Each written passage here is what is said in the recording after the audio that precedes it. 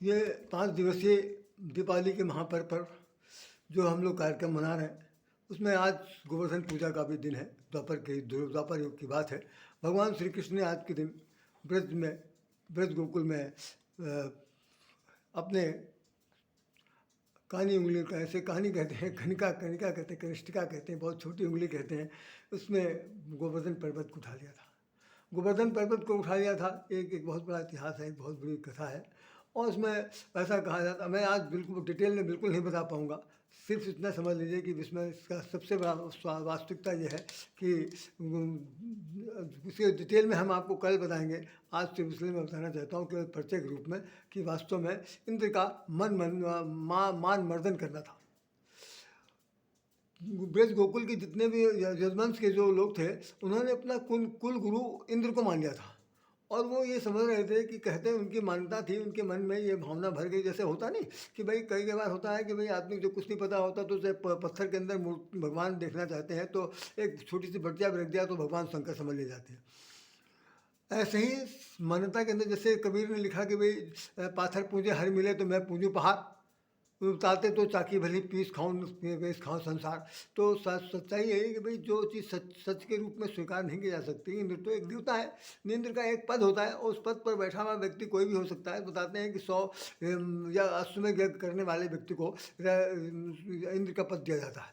तो इंद्र का पद मिला हुआ था उस तो जो इंद्र कोई बनता रहा होगा, युग तो भाई बहुत लाखों वर्षों का था। तो द्वापर में इंद्र की पूजा होती थी। तो जितने भी यादव थे वो सब उन्हीं को मानते थे। भगवान श्री कृष्ण ने जन्म लेने के बाद कहा कि सारा संसार हमने बनाया, सबका देवता मैं हूँ और मानवता पूजा उसकी की जाती, किस लिए की जाती है। तो उन्होंने उसके खंडन मंडन करने के लिए एक बात बड़ा कार्यक्रम किया। इसको मैं बहुत डिटेल बताऊंगा। वैसे गोवर्धन का मतलब होता है, गो माने ज्ञान, ज्ञान का वर्धन। और ज्ञान का वर्धन वहाँ हो सकता है या गो माने गाय गौवंश का वर्धन। इस पर हम बहुत डिटेल कर चर्चा करेंगे।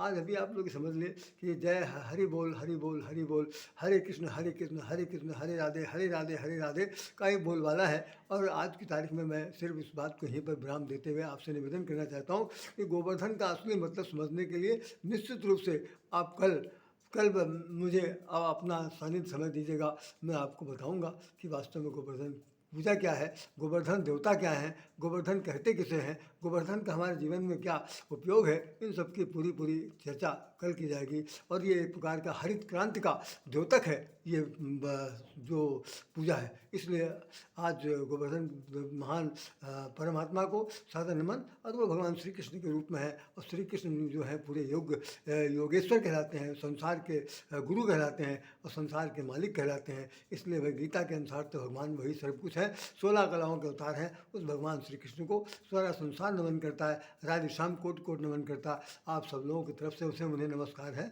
और आप सब लोगों को हृदय से प्रणाम। कल मैं आपसे बात करूंगा, तब तक के लिए मुझे आज्ञा दीजिए। राधे श्याम राधे। आपको नमन करता है, नमन करता है, नमन करता है। राधे श्याम। जय श्री राम, जय श्री राम, जय श्री कृष्ण, जय श्री राधे।